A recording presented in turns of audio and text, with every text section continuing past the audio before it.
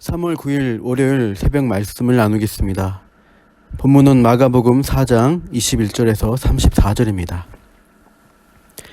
하나님 나라의 비밀을 아는 자라는 제목으로 말씀을 전하겠습니다. 마가복음 4장에는 세 가지 비유가 제시됩니다. 첫 번째 비유는 3절에서 9절 보시면 씨 뿌리는 자의 비유입니다. 두 번째는 26절에서 29절 씨가 자라는 비유이고, 세 번째는 30절에서 32절 겨자씨 비유입니다. 이 세 가지 비유에는 공통점이 있습니다. 소재와 내용이 비슷하죠. 다 씨라는 소재로 농사짓는 장면이 나옵니다. 씨가 뿌려지고 심겨져서 자란다는 것은 비단 농부만 아니라 일반 사람도 잘 아는 너무나 평범한 이야기입니다. 그러나 예수님은 다들 아는 이야기를 괜히 하시는 게 아니겠죠. 비유 이면에 있는 진짜 하시고픈 말씀이 있으신 겁니다.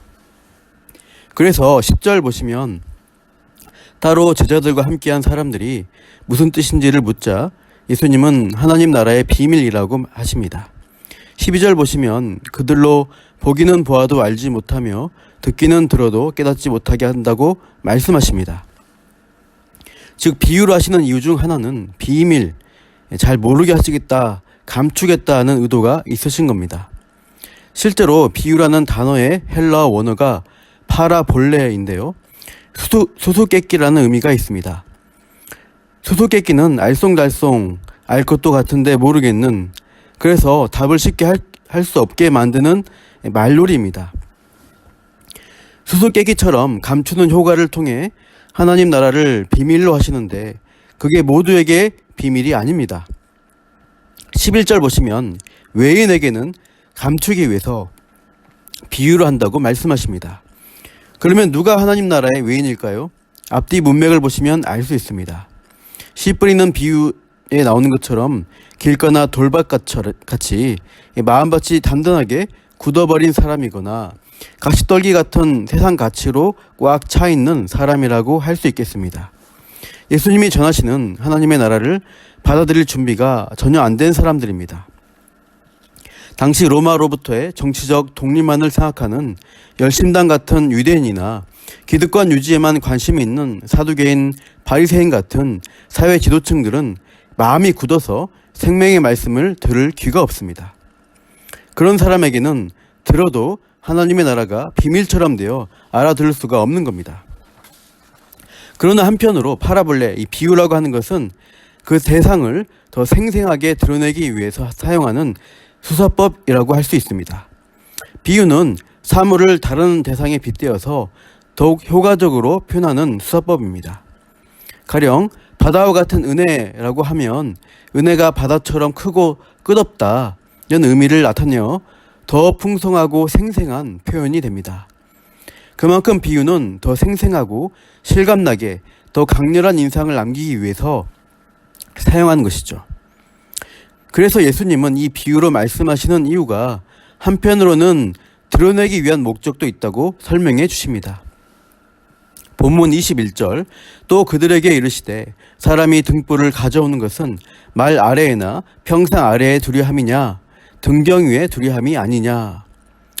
말은 곡식을 담는 큰 그릇이고 평상은 일종의 침상을 가리킵니다. 어떤 사람이 등불을 가져와서는 등불을 말통 아래에 숨겨놓거나 침상 아래에 넣어둘 수가 있겠냐는 겁니다. 등경 위에 두어서 온 집안을 밝히는 게 마땅한 행동입니다. 비유의 말씀도 마찬가지라고 하십니다. 22절, 드러내려 하지 않고는 숨긴 것이 없고 나타내려 하지 않고는 감추인 것이 없느니라. 숨기고 감추었던 것은 결국엔 뜻을 드러내고 나타내기 위함이라는 말씀입니다. 수수께끼를 내고서 답을 안 가르쳐주고 가버리면 안 되는 것이죠. 뜸을 들일 수는 있지만 답을 알려주어야 아하 그렇구나 하면서 즐겁게 매듭을 지을 수 있는 겁니다. 예수님도 비유로 말씀하시면서 감추기만 하시려는 게 아니라 하나님 나라의 비밀을 알리시기를 원하시는 겁니다. 23절, 들을 게 있는 자는 들으라. 그 하나님 나라의 비밀을 들을 게 있는 자는 듣고 알 수 있다고 말씀하시는 겁니다. 감추어진 비밀을 들을 게 있는 자가 누굴까요? 골로새서 1장 26절 27절을 읽겠습니다. 이 비밀은 만세와 만대로부터 오므로 감추었던 것인데 이제는 그의 성도들에게 나타났고 하나님이 그들로 하여금 이 비밀의 영광이 이방인 가운데 어떻게 풍성한 것을 알게 하려 하심이라. 이 비밀은 너희 안에 계신 그리스도니 곧 영광의 소망이니라. 바로 하나님 나라의 비밀이 만세로부터 감추어져 왔는데 이제는 그의 성도들에게 나타났다고 그것도 풍성하게 알려지는데 그 비밀은 곧 그리스도라고 사도 바울은 증거합니다. 예수 그리스도가 도래케 한 하나님 나라, 그리스도만을 통해 들어갈 수 있는 하나님 나라에 대한 비밀이 택하신 성도에게는 알려지는 것입니다. 믿는 성도가 들을 게 있는 자입니다. 마태복음 11장 27절도 읽겠습니다. 내 아버지께서 모든 것을 내게 주셨으니 아버지 외에는 아들을 아는 자가 없고 아들과 또 아들의 소원대로 계시를 받는 자 외에는 아버지를 아는 자가 없느니라.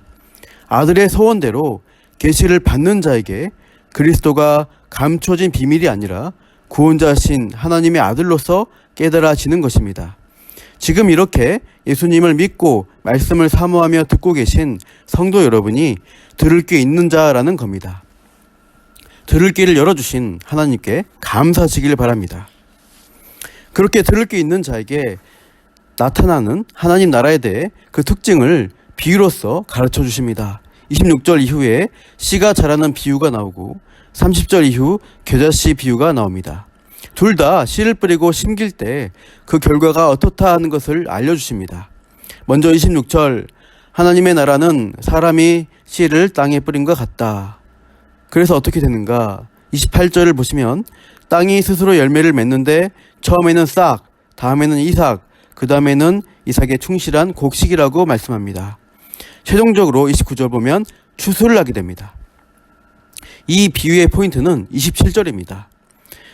27절 그가 밤낮 자고 깨고 하는 중에 씨가 나서 자라되 어떻게 그리 되는지를 알지 못하느니라. 농부가 밤낮 자고 깨고 하면서 하루하루 시간을 보냈는데 그 뿌려놓은 씨가 그 사이에 자란다는 겁니다. 그게 어떻게 그렇게 되는지 농부는 알지 못하지만 분명한 사실은 뿌린 씨앗이 자라게 된다는 사실을 말씀합니다. 하나님 나라의 특징은 뭐냐? 씨가 뿌려지면 반드시 자란다는 것이죠. 즉 말씀이 심겨지면 자라게 된다는 사실입니다. 우리가 어떻게 구원을 받나요? 내 힘으로 믿음을 선택해서 믿어지게 된 것이 아닙니다. 아까 말씀에 언급했듯 택함받은 성도에게 먼저 성령께서 생명의 씨앗을 심기어 주시는 겁니다. 임신도 안 했는데 갑자기 아기를 낳을 수 없겠죠. 먼저 엄마의 태중에 수정체라는 생명의 씨가 생기고 점점 자라서 태아가 되고 10달을 채우면 응애하고 한 생명이 태어나는 것처럼 신자의 탄생도 마찬가지입니다. 성령께서 영적 생명의 씨를 아직 죄인된 우리 심령에 심으시고 그게 자라나면서 응애하고 태어나는 게 내가 예수 믿는다고 외치는 것과 같다는 것이죠. 그 전에 이미 생명이 심겨지고 자란 결과가 믿음으로 나타난 것입니다. 그래서 믿음 또한 하나님이 주신 선물이라는 말씀입니다. 들을 게 있는 성도의 심령이 그렇게 영적 생명의 과정으로 변화되어 점점 성장해 가는 겁니다. 성도의 심령에 그렇게 하나님 나라가 작은 씨앗으로 시작해서 자라고 열매 맺어 아름다운 추수를 맞이하는 것임을 기억하십시오. 그런데 그 과정이 자동으로 되는 게 아니라 농부는 몰라도 하나님께서 비를 내리시고 해를 비추면서 자랄 수 있게 만드신 것입니다. 우리 안에 심기운 하나님의 나라 역시 자라고 성장하여 열매 맺도록 하나님이 우리 인생 가운데 개입하셔서 날마다 햇빛과 물과 양분을 공급하시는 일을 하시고 있습니다. 지금 말씀 듣는 자리에 있게 해주신 것 참으로 잘된 것입니다. 기도하는 자리 역시 잘 자라도록 공급하는 통로가 되고 있습니다. 내 안에 하나님 나라가 계속 자라는 것을 기대하고 열매 맺어 가는 것을 사모하시기를 축복합니다. 다음으로 두 번째 겨자씨 비유가 가르쳐주는 하나님 나라 원리는 무엇일까요? 31절 보시면 겨자씨 한 알과 같은데 모든 씨보다 작다고 하십니다. 그런데 32절 자라서는 모든 풀보다 커져서 큰 가지를 내고 공중의 새들이 그늘에 깃들일 만큼 된다고 말씀하십니다. 즉 가장 작은 것이 나중에 가장 커지는 것이게 하나님 나라임을 알려주십니다. 하나님 나라가 처음에는 초라하고 보잘것없어 보입니다. 대단치 않게 느껴집니다. 그런데 중요한 게 뭡니까? 끝에 가서는 가장 큰 것으로 나타난다는 사실입니다. 이 비유에서 하나님 나라 특징은 하나님 나라는 반드시 최종 승리한다는 것입니다. 처음과 시작은 별거 아닌 걸로 보일 수 있지만 나중에는 가장 큰 영광을 누리게 되는 것이 하나님 나라의 끝이요 승리요 보상이라는 말씀이죠. 사랑하는 성도 여러분, 기억하십시오. 들을 게 있는 성도는 하나님 나라의 비밀을 받는 은혜를 누립니다. 우리가 받은 하나님 나라는 반드시 자라고 성장합니다.